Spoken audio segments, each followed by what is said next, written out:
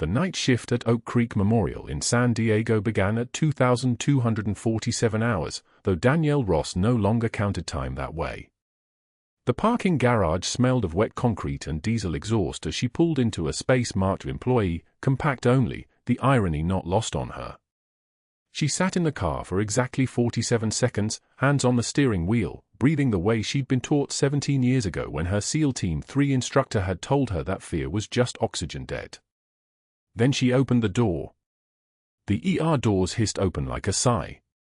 Antiseptic and metal and something beneath it, the copper scent of blood someone had tried to clean away. Fluorescent lights buzzed overhead in that particular hospital hum that made her think of Baghdad, of hovering aircraft, of things falling from the sky.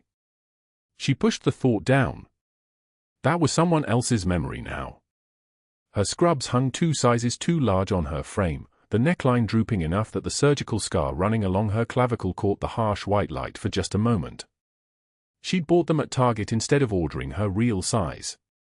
Smaller profile meant less visibility, less eyes tracking her movements. Old habits. The old Danielle didn't exist anymore, and the new one had learned to disappear into crowds by making herself look harmless. Harmless was easy. Invisible was harder. But she'd had practice. She made her way to the supply lockers, her left leg tracking a fraction of a second behind the right, the limp so subtle most people wouldn't notice it. A 7.62mm round through the femur will do that. She unlocked the metal door marked Ross, D, and placed her personal items on the top shelf with the precision of someone who'd organized operation centers under fire, a coffee mug with a hairline crack running from the rim like a scar, a plant that was dying despite her twice-weekly water schedule, and at the very bottom, a pair of worn combat boots. The leather was creased and weathered, the sole scuffed to the point where the original tan color had surrendered to a dark brown like dried blood. She touched them once, just the toe of the left boot with her fingertips, before closing the locker door. The nurse's station was controlled chaos at 2,312 hours. A charge nurse named Patricia was coordinating bed assignments, an admitting clerk was fielding phone calls with the efficiency of someone who'd done this 10,000 times, and 3 nurses in various states of exhaustion were preparing for the 0300 surge that always came during graveyard shifts. This was the rhythm Danielle had chosen. Night shift meant fewer eyes, fewer people asking questions, fewer reasons to explain anything about herself. She approached the supply cart that needed auditing, a task that had somehow fallen to her on day 1, which meant Dr. Hargrove had either already forgotten she existed or was testing her competence. She began her review with the methodical precision of someone who'd counted medications that soldiers would die without, who'd tracked every morphine milliliter because the difference between pain management and addiction was 600 milligrams and a line written in the wrong column. That's when Dr. Hargrove appeared in the doorway of his office. He was a tall man who'd learned to use his height the way other people used weapons, not through violence, but through the simple mathematics of always standing above everyone else. His white coat was pristine, his surgical loops hanging around his neck like the most expensive necklace money could buy, and his expression carried the kind of satisfaction that came from knowing something no one else did. He watched her work for 17 seconds before speaking. "New nurse," he said, loud enough that the entire station heard him. Not a question. Not an introduction. A statement of fact, delivered like someone identifying a specimen. Danielle continued her work without looking up. She was counting vials of fentanyl, checking the seal dates against the pharmacy log. Her voice, when she spoke, was soft and even. "Yes, sir. How long do you think you'll last?" Hargrove moved closer, positioning himself where he could see the chart she was reviewing. The question was wrapped in something that wasn't quite mockery, something sharper. Predatory. She maintained her focus on the medications. "I haven't thought that far ahead, doctor. I'll tell you." He planted himself at the corner of the supply counter, his fingers drumming once against the metal surface. The sound rang out like a small bell. 3 days. You'll make it through orientation, realize this job isn't what you imagined, and you'll quit by Friday. I've seen it before. Night shift breaks people.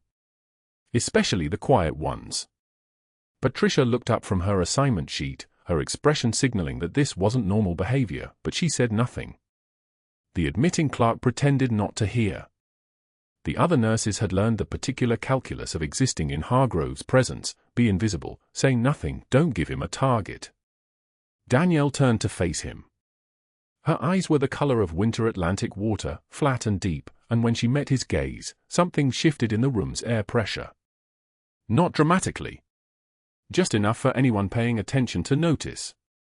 "I understand, Doctor," she said. Her words were deferential, perfectly pitched. The mask of the new girl, the quiet nurse, the one who had nothing to hide. "I appreciate the honesty." His smile was the kind that didn't involve actual warmth. "A week? I'm betting $100 right here and now. Anyone want to take that?"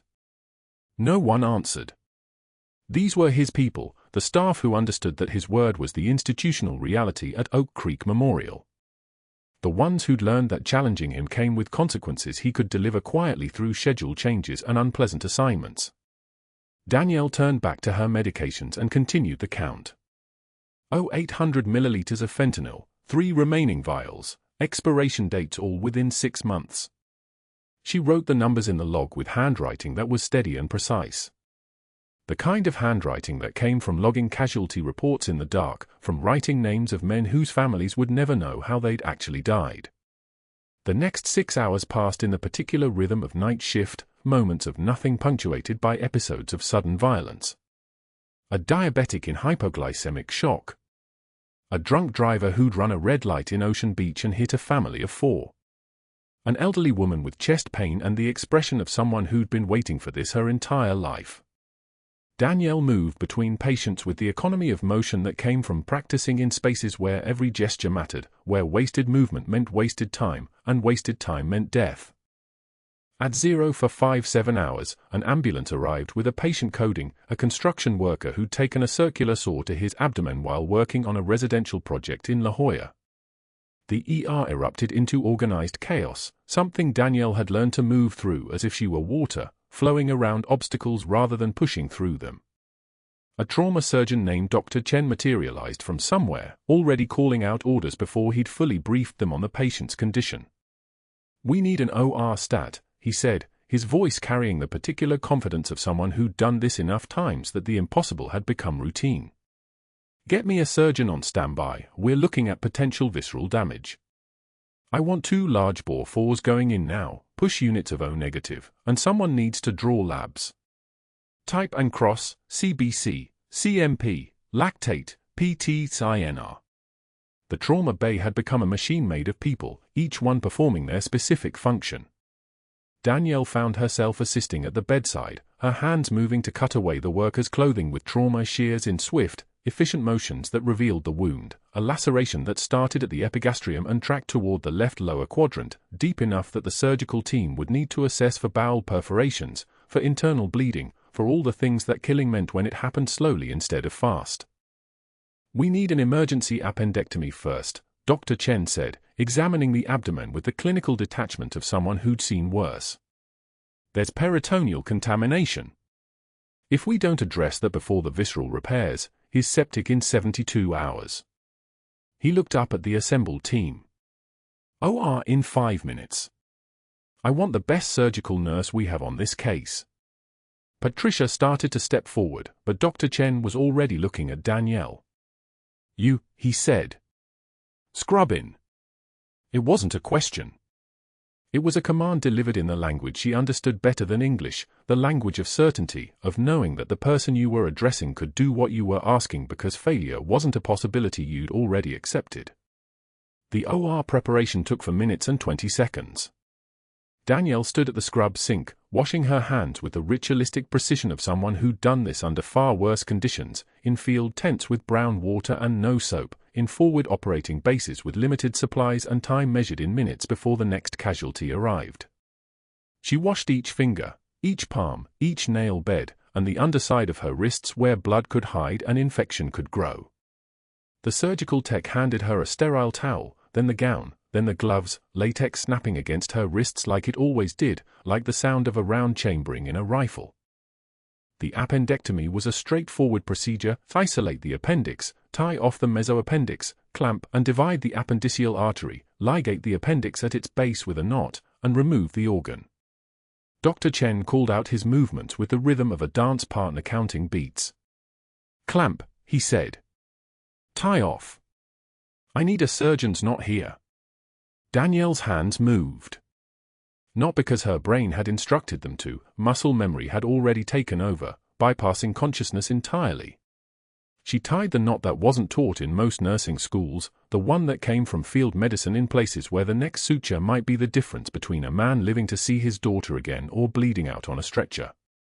The surgical knot locked in place with the same tension she'd perfected 17 years ago, when the world had been younger and simpler and hadn't required her to disappear.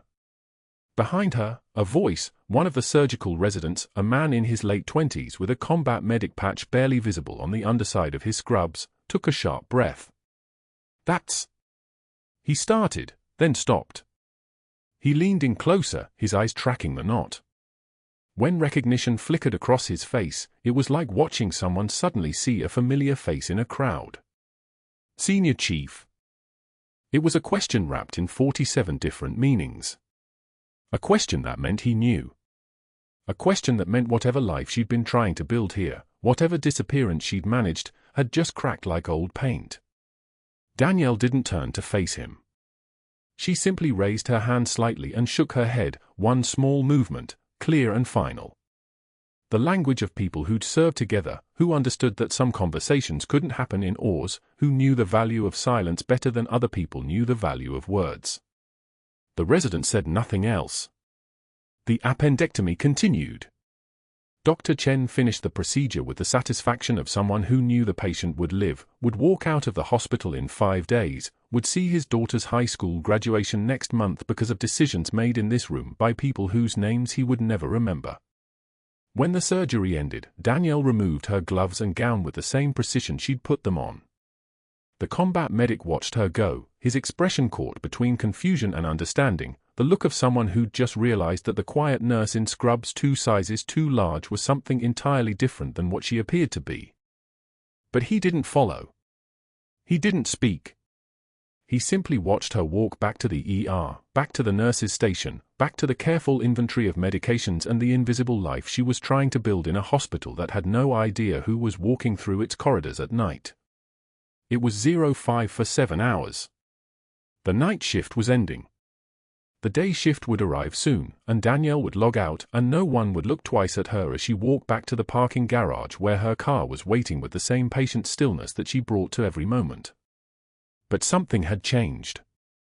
Someone knew.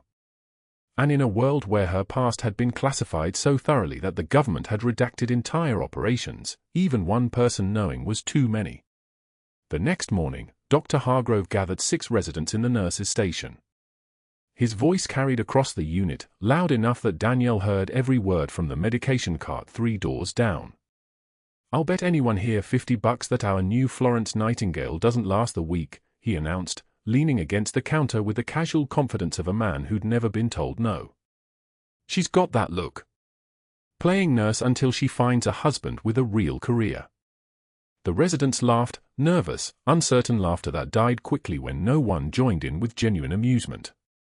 Danielle's pen paused over her chart for exactly 2 seconds. Her jaw tightened. Then she resumed writing, her handwriting unchanged, steady, precise, the script of someone who had learned long ago that the only response to bullying was silence so complete it became its own kind of power. But silence, she was discovering, did not discourage men like Dr. Hargrove. It emboldened them. That afternoon in the crowded cafeteria, she sat alone at a corner table with a sandwich and a stack of patient charts spread before her. The fluorescent lights hummed overhead like dying insects. She was reviewing vitals from the appendectomy the previous night, oxygen saturation numbers, heart rates, anesthesia times, when Dr. Hargrove approached. He moved with the deliberate carelessness of a predator testing boundaries, checking to see which ones were actual lines and which were merely suggestions. He stumbled. Deliberately. His hip collided with her tray and sent it airborne in a brief, chaotic arc. Tomato soup splashed across her white scrubs like spilled blood. Her sandwich tumbled to the floor. A container of applesauce burst open against the linoleum. "So clumsy of me, sweetheart," he said, not moving to help. "Maybe you should stick to simpler tasks. Ones where you won't hurt anyone." The cafeteria went silent. Danielle sat motionless for a moment, watching the soup seep into the fabric of her scrubs. The smell of tomato and basil rose between them. Around her, conversations had stopped. A dietary worker froze mid-step, tray in hand. A resident by the coffee station pretended not to notice. Danielle stood slowly. Deliberately. She took one measured breath, the kind of breath she'd been trained to take before executing a complex extraction under fire. A single tear escaped down her left cheek. She did not wipe it away immediately. Instead, she let it trace the line of her jaw as she maintained direct eye contact with Dr. Hargrove, her gaze the color of storm clouds gathering over open water. "I've carried wounded men through minefields," she said, her voice so devastatingly calm it seemed to lower the temperature of the room. "Your disrespect weighs nothing." She knelt to clean the mess herself. Her movements were controlled, methodical, the movements of someone accustomed to operating under conditions far worse than a spilled lunch. She gathered the scattered plates, the napkins, the fragments of her sandwich with the same precision she might use to pack medical supplies in a field pack. Her hands were steady. Her breathing was steady. The tremor in her shoulders, visible for just a fraction of a second, was not fear. It was the physical manifestation of restraint, of muscles held in check by sheer will, of a woman consciously choosing not to respond to provocation the way her training had taught her. Dr. Hargrove watched her clean for exactly 7 seconds before walking away. She heard him laugh as he left the cafeteria. The sound echoed off the tile like a taunt. That evening, alone in the locker room, Danielle removed her scrubs and stared at the stains. She sat on the bench in front of her locker, still wearing the scrubs, not bothering to change. Inside the locker, beneath a stack of clean uniforms and rolled socks, sat the MacGuffin she'd protected like a sacred object for 18 years, a pair of worn combat boots. The leather was cracked along the seams. The soles were thin from thousands of miles of walking, running, climbing, kneeling. Sanjin Valley had left its mark on everything she owned. She reached down and touched the boots, just once, her fingertips brushing the weathered leather. Then she closed the locker door and locked it. The next morning, he escalated. Danielle was walking a stack of patient charts down the hallway, charts she'd spent an hour reviewing, cross-checking vitals against dosing records, looking for patterns that didn't quite align. She'd noticed something in the supply invoices. Pricing that was significantly inflated. Equipment that appeared on multiple bills even though Oak Creek Memorial had purchased identical items months earlier.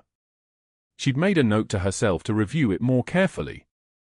She should not have made that note where anyone could see it.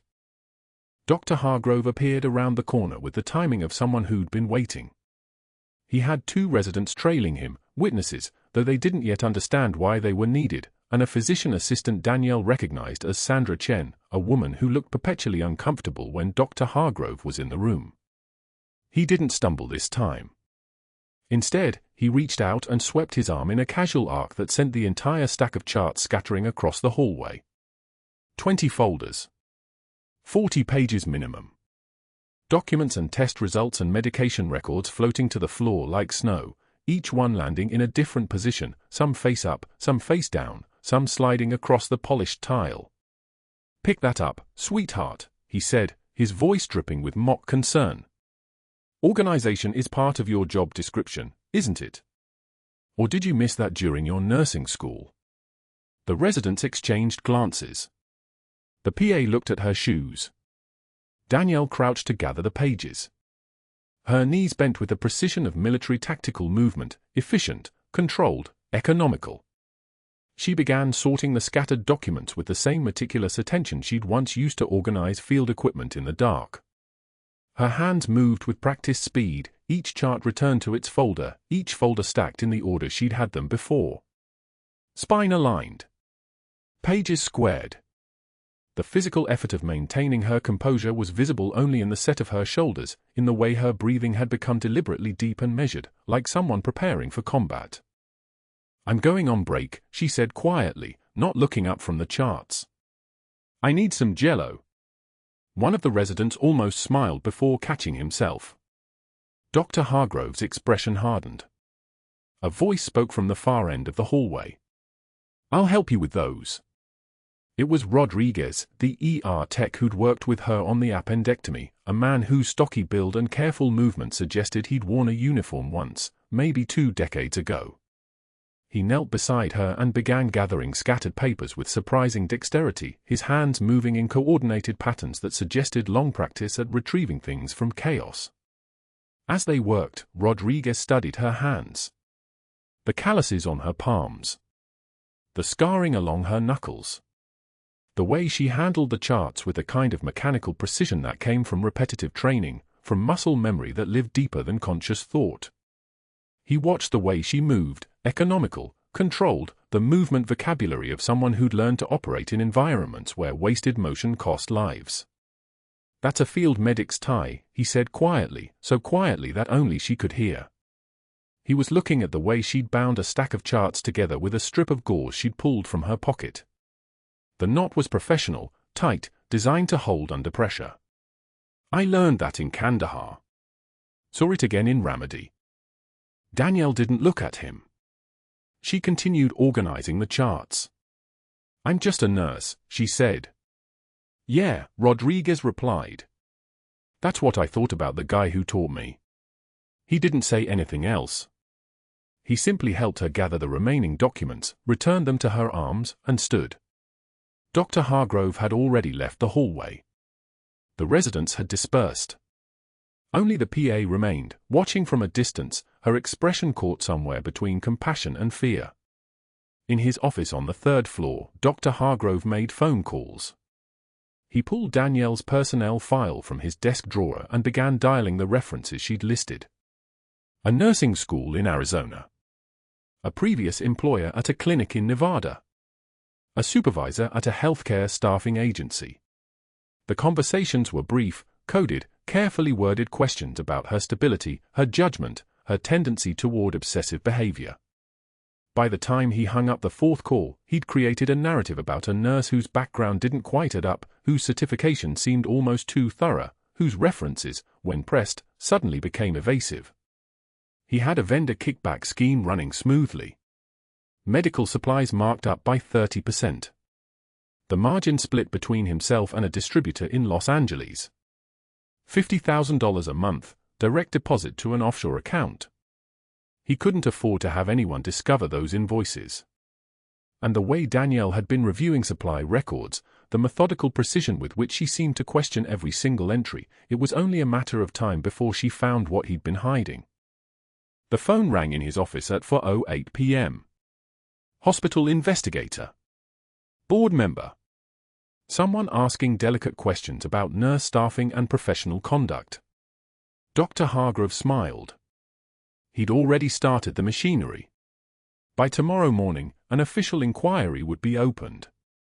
By the end of the week, he would ensure she was gone. But that wasn't the worst part. What happened next would involve a child's life hanging by a thread, 15 doctors rotating through with their certainties and their dismissals, and a senior chief petty officer confronting the choice between staying invisible and breaking every protocol in her service record to save a life that no one else seemed to see was already slipping away. The intercom crackled at 11:24 p.m. Code Yellow, Trauma Bay 3. A child, 8 years old, playground fall with altered breathing.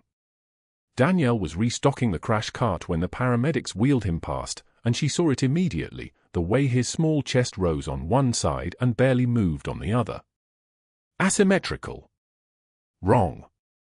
The boy's lips had a faint bluish tint, his eyes wide and searching for something solid to hold onto, but his mouth opened without sound. No cry. No whimper. Just the terrible silence of a child who couldn't speak and now couldn't breathe properly either.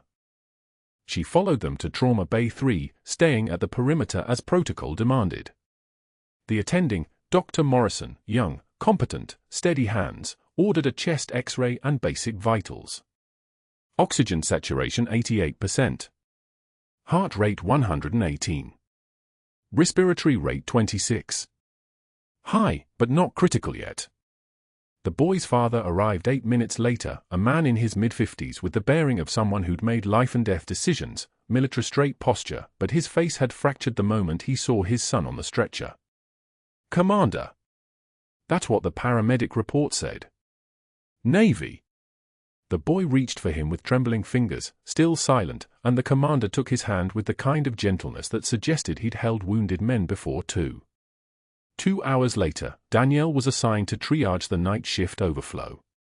The boy, his chart said Marcus, had been moved to pediatric ICU room for 12 after the X-ray came back inconclusive. No obvious fractures. No pneumothorax noted on initial read. Stable vital signs. Attending recommendation: observe for shock, monitor for psychological trauma from the accident. The chart passed through her hands like a whisper, and she'd learned to read what wasn't written down. A child who couldn't speak. An accident that caused respiratory distress. Parents terrified in a waiting room. Doctors rotating through with their certainties and their check boxes and their belief that silence was psychological when sometimes silence was suffocation. 3 different physicians examined Marcus between midnight and 3 a.m.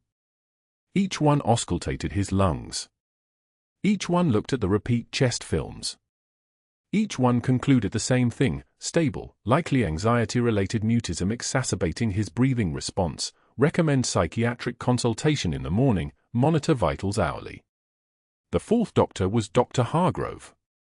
Danielle watched from the nurse's station as he breezed into the room, spent 90 seconds with the child, and emerged with his signature dismissal already forming on his lips. She heard him speaking to the resident at the desk, 8-year-old with no acute pathology. Mother died 4 years ago. Current trauma is situational, separation anxiety, fear response. Chest sounds clear bilaterally. Keep him on supplemental O2, reassess mental status at dawn. Nothing more we can do until psych clears him. His voice carried the kind of certainty that closed doors, the kind of authority that made residents nod and file charts and stop looking deeper. Danielle turned back to her triage station, but something had snagged in her mind. Asymmetrical chest movement. The way the boy had looked, not panicked, but suffocating. There was a difference. Panic was fear. Suffocation was biology. An attention pneumothorax could present as stable, could pass initial X-rays if it was small, could look like anxiety if you weren't watching for the other signs. She'd seen it once before, in a SEAL who took shrapnel to the chest during a patrol outside Sanjin. He'd been talking, laughing even, said he just needed to sit down, and then his lung collapsed like a tent losing its center pole. Her break came at 4:15 a.m. The night shift was running on the skeleton crew pace, that dead hour when even the machine seemed to breathe slower. She found herself walking toward pediatric ICU without quite deciding to walk there. Professional instinct, she told herself. Just checking on a patient assigned to another unit. Nothing more. The night nurse at the desk was handling 3 admissions at once, her eyes glazed with the exhaustion of understaffing. No one noticed when Danielle slipped into room for 12. Marcus was asleep, or trying to be. His small body lay in the oversized hospital bed like a fist unclenching, and even in sleep he was struggling. Danielle moved to his bedside and took his vitals manually, reading the monitors with the same precision she'd used for 23 years. Oxygen saturation 82%. It had dropped from 88. Heart rate 140. Respiratory rate 35. She watched his chest rise and fall, counting the breaths, timing them, and there it was, that asymmetry again. The left side of his ribcage rising and falling with effort. The right side barely moving at all. His lips had taken on a deeper blue, the kind that said his blood wasn't carrying enough oxygen, and when she gently palpated his neck, she felt the trachea deviated slightly to the left.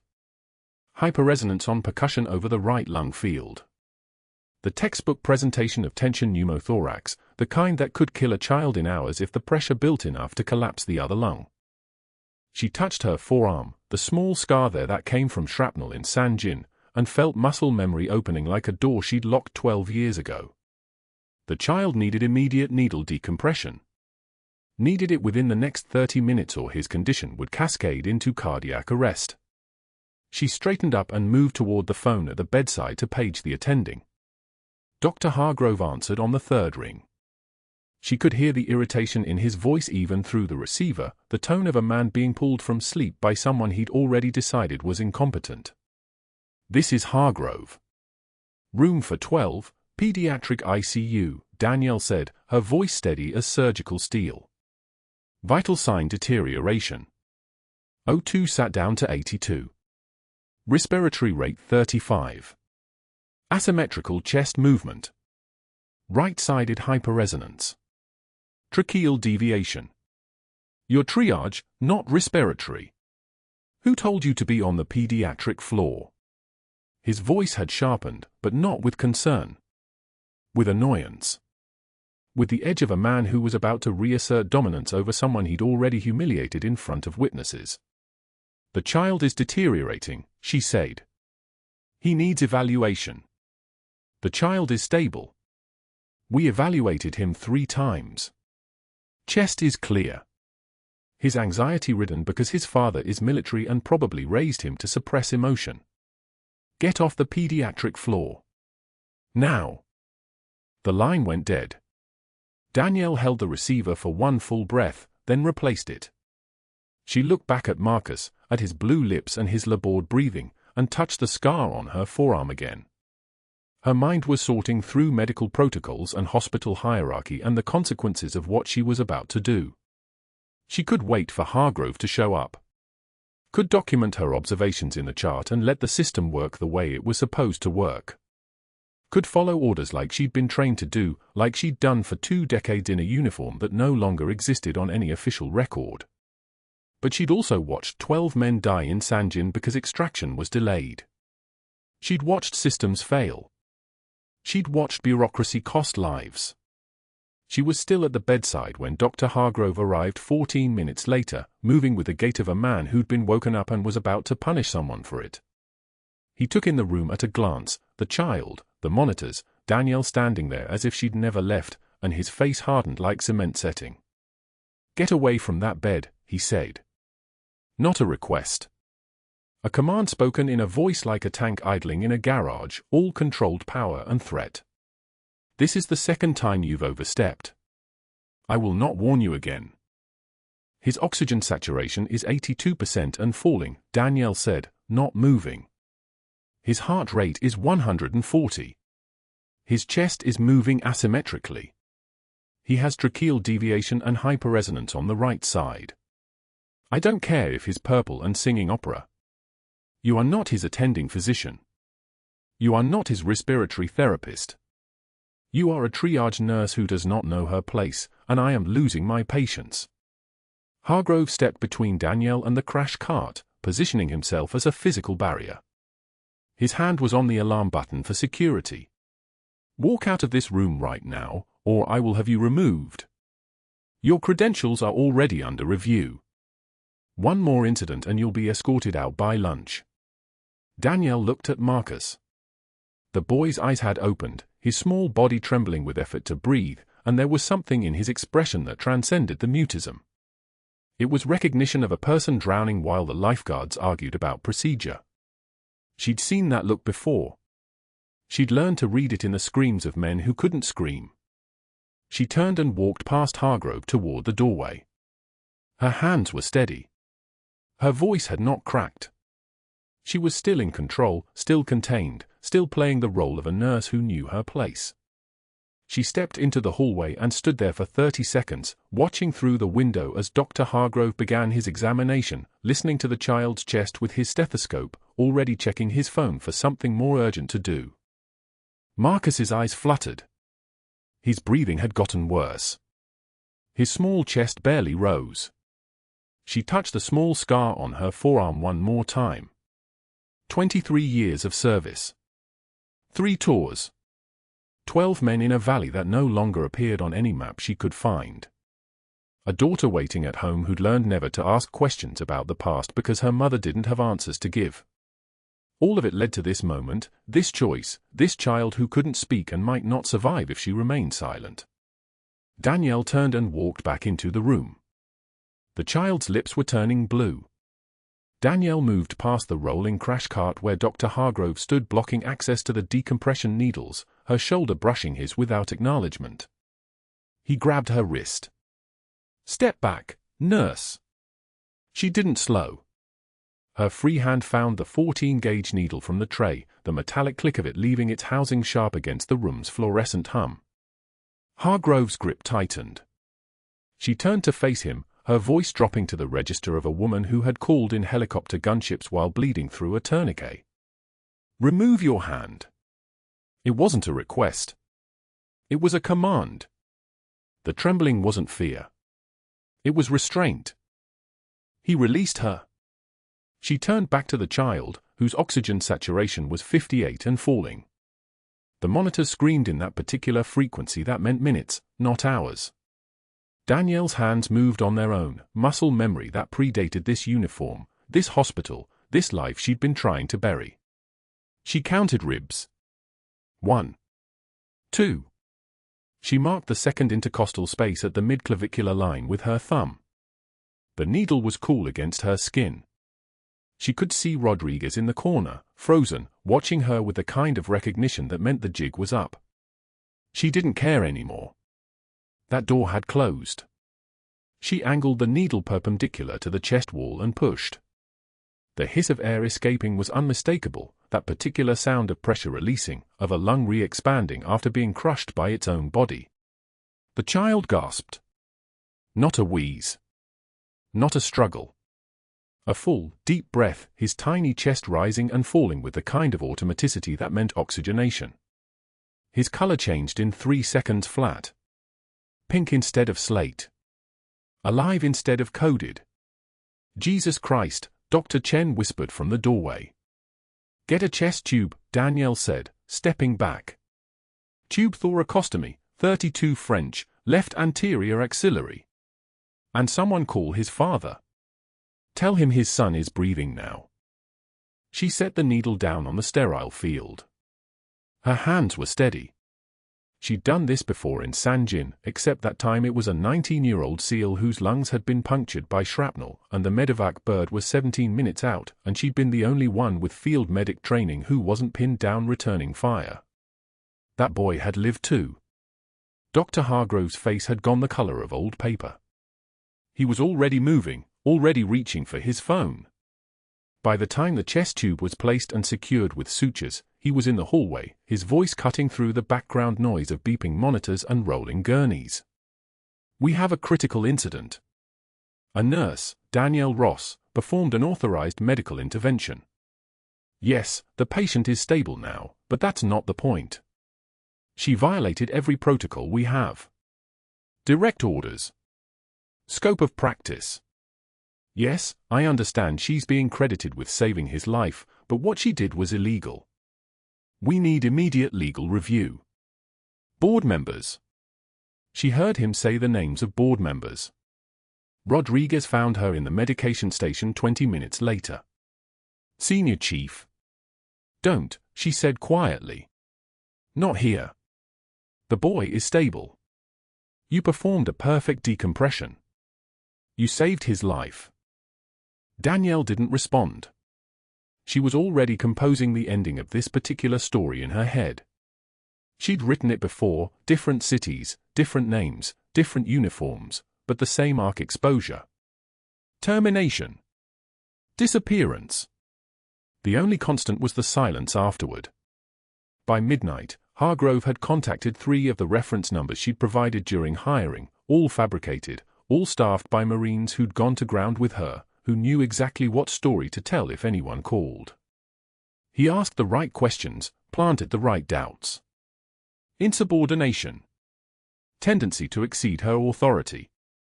Pattern of not respecting the chain of command. The references confirmed everything he needed to hear. By 3 a.m., hospital risk management investigators were in the records room, reviewing every chart Danielle had touched in her 3 weeks at Oak Creek Memorial. They found what he'd told them to look for: documentation variations, minor inconsistencies in her charting style, minor deviations from standard protocol that existed nowhere in her actual work but would look damning if someone wanted them to. The meeting was set for 6 a.m. No advocates. No union rep, just a conference room in administration with fluorescent lights that made everyone look dead. The HR director, a woman named Patricia Morrison with the sympathetic face of someone delivering bad news professionally, sat behind a desk with 2 board representatives flanking her like security detail. They'd rehearsed this. She could tell by the way Morrison's hands were folded on the desk, by the way the board members had already decided. "Danielle, thank you for coming in early.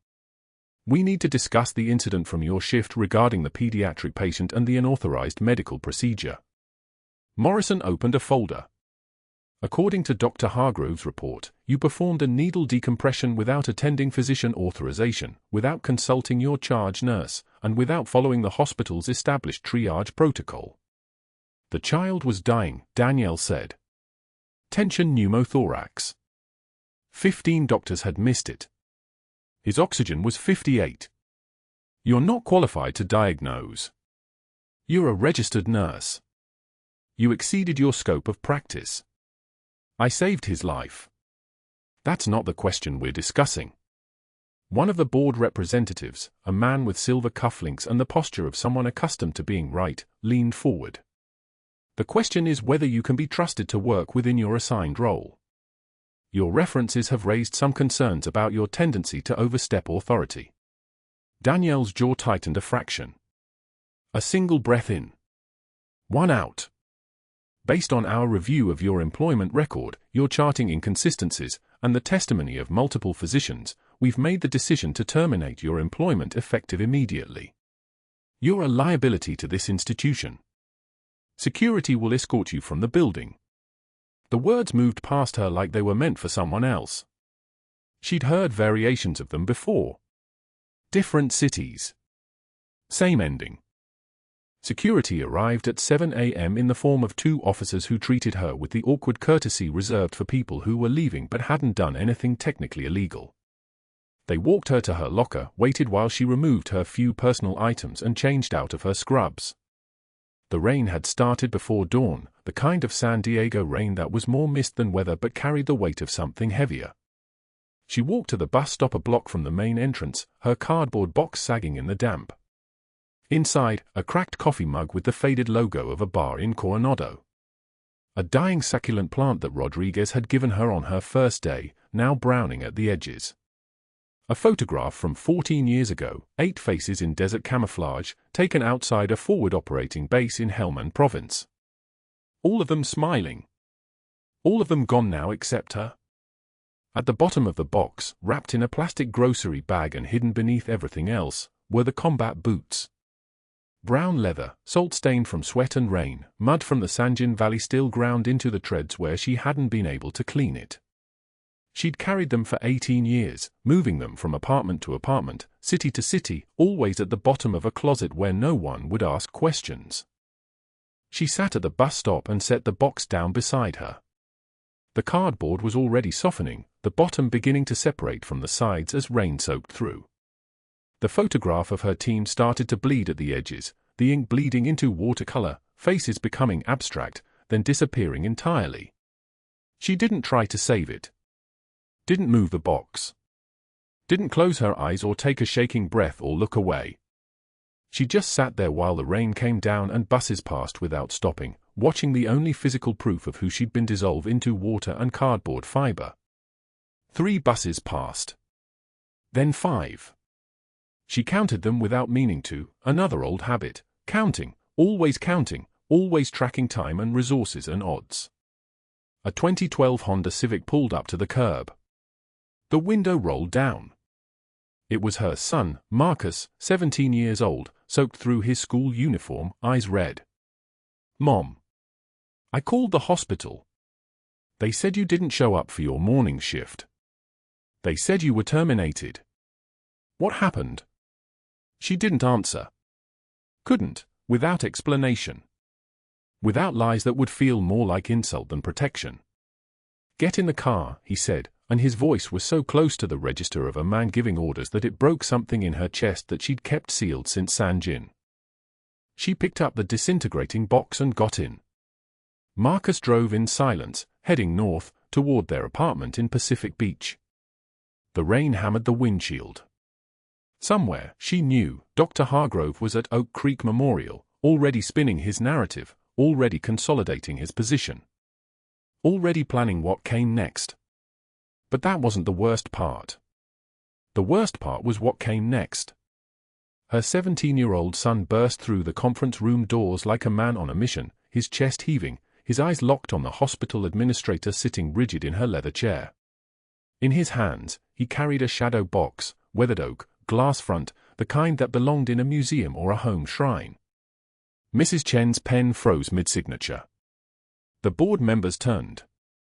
The silence was immediate and complete, the kind that comes right before everything changes. "Mom, they need to see these," he said, his voice steady as he set the shadow box on the polished mahogany table with the reverence of a soldier presenting a fallen comrade's flag. Inside, arranged on navy felt, lay medals. Not costume jewelry. Not participation trophies.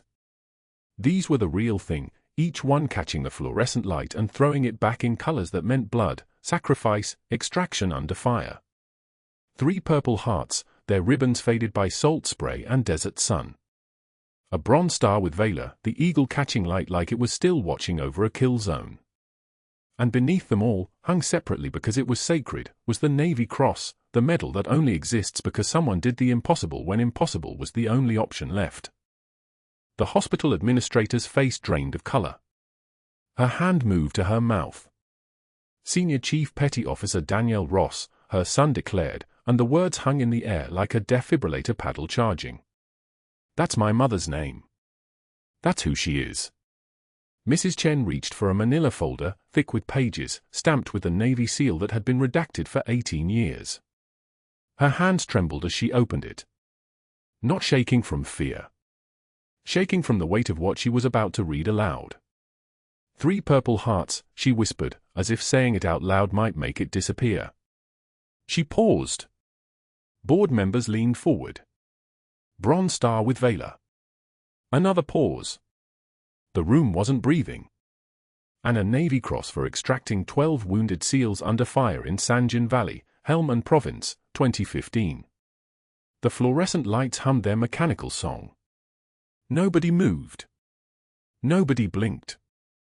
The only sound was Mrs. Chen's fingers turning pages, each one a revelation, each one a piece of a puzzle that had been sitting in this hospital for 6 weeks while they called her just a nurse and sent her home in the rain with a cardboard box. The conference room doors opened again. Commander Peterson walked in like the building's structural integrity shifted under his boots. He was in dress uniform, service dress blue with the silver insignia of a Navy commander, medals across his chest in perfect rows, the bearing of a man who had led people through hell and back and never left anyone behind. His son was not with him. His son was somewhere safe, breathing through clear lungs, learning the syllables of speech one careful word at a time. He approached the table and looked directly at Danielle's empty chair, then at the shadow box, then at Mrs. Chen. "I can tell you what each one means," he said, his voice like a tank idling in a garage, controlled, purposeful, ready. The purple hearts. First one was a shrapnel wound in her right shoulder, 2012. Second was a blast concussion that fractured her sternum, 2013.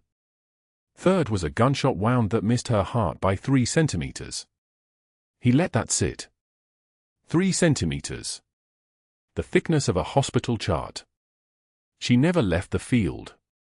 She treated her own wound in a combat outpost and went back into the fight. Mrs. Chen's pen fell from her fingers.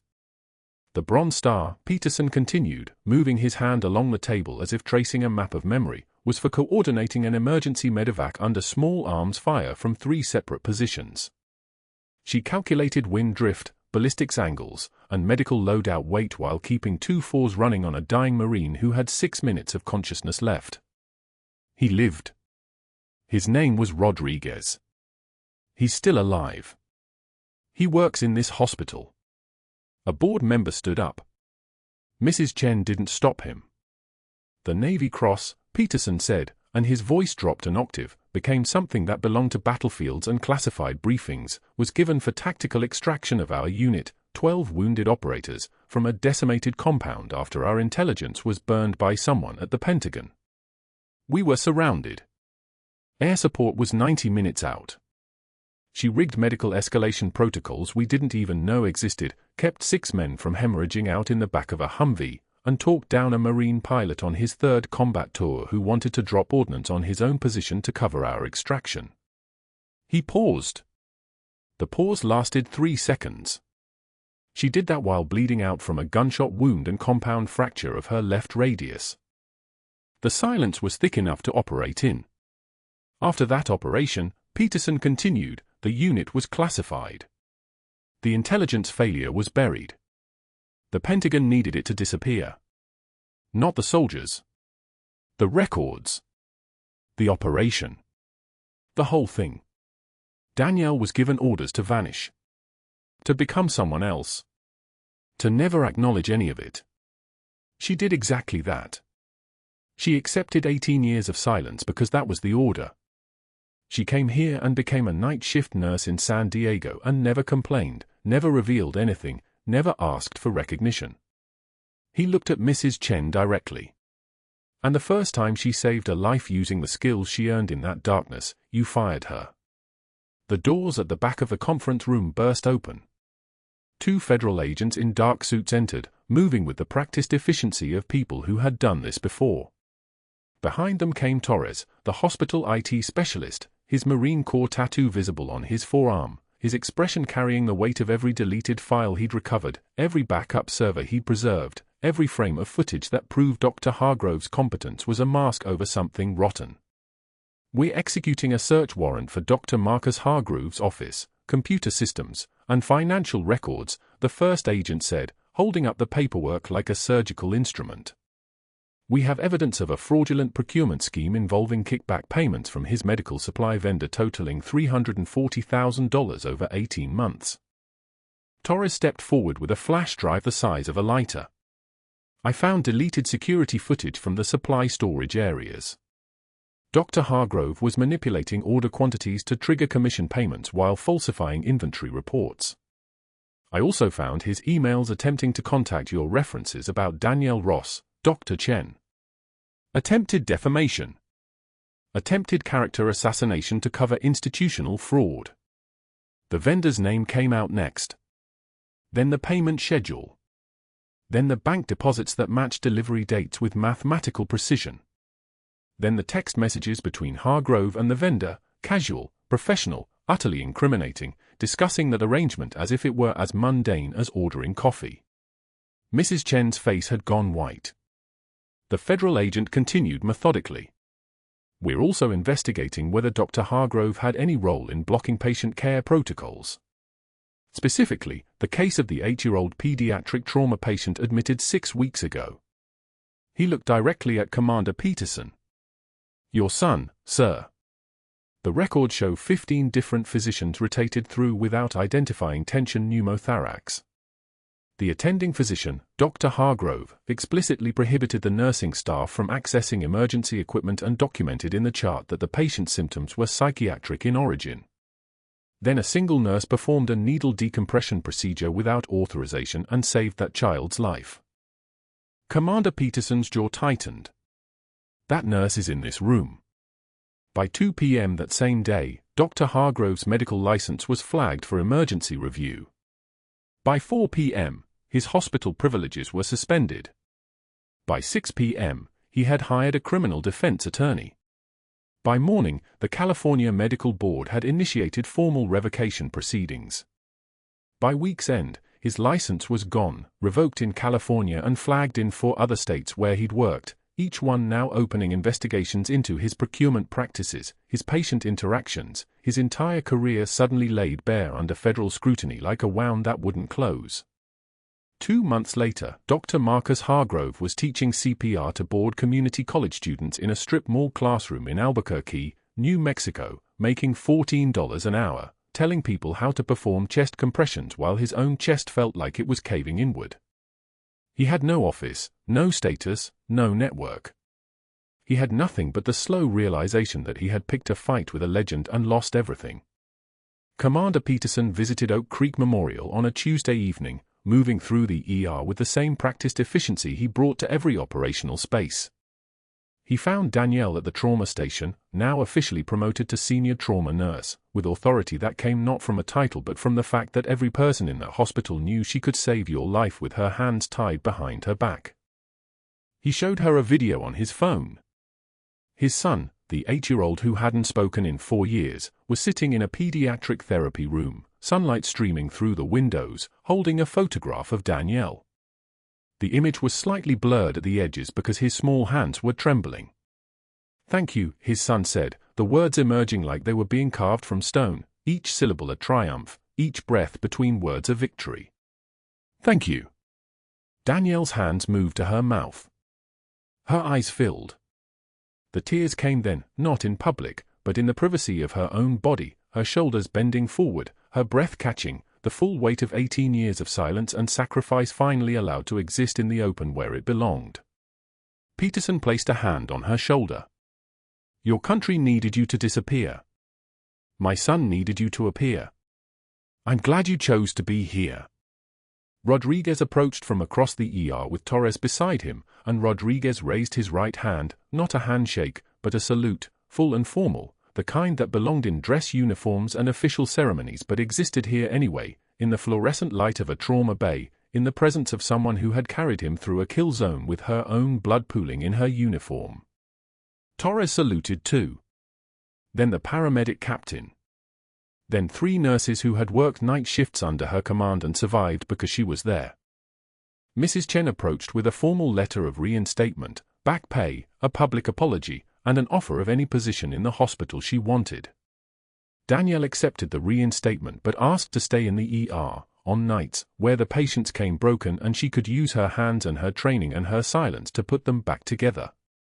In the parking lot after her shift, her 17-year-old son was waiting by her car, and he hugged her without asking for permission, the way children do when they finally understand that their parent is also a person, also a survivor, also someone who had chosen him over recognition, chosen stability over vindication, chosen to be a mother first and a legend never.